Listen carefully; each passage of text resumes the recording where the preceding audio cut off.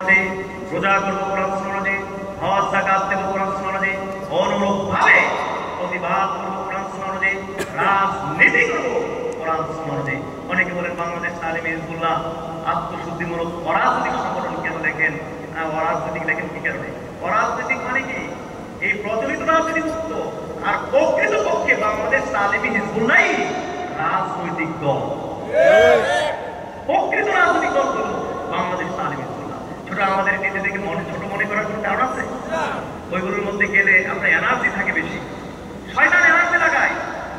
আর কোরআন সুন্নাহর পথে থাকলে শয়তান কয় যে বন্ধ করে, এর মধ্যে ভবিষ্যৎ আছে নাকি? ব্রিজের কন্ট্রাক্টরই পাবে, রাস্তার কন্ট্রাক্টরই পাবে, মন্ত্রী হইতে পারবে, এমপি হইতে পারবে, পারতেই নি। ওই জেলে যাওয়ার লাগে, মায়ের কলিতে খাইতে হয়, রাজনীতি করলে তো কিছু কলি খাইতেই শয়তান বুঝায়। যত 2 নম্বর জিনিস, এটার মধ্যে মজা কি বেশি? মজা যত সাদা তত মজা, যত সাদা।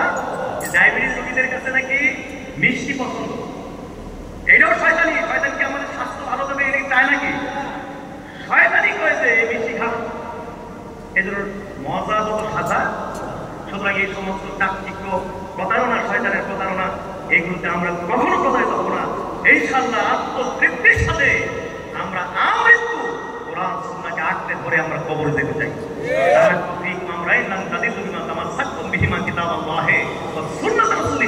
আল্লাহ রাসূল বলেছেন, তোমাদের আমি চলে যাচ্ছি, কিন্তু তোমাদের কাছে আমি যতদিন রেখে গেলাম, যতদিন তোমরা এই জিনিসকে আঁকড়ে ধরে রাখবে, ততদিন পর্যন্ত তোমরা বিপদগামী হবে না, বিভ্রান্ত হবে না।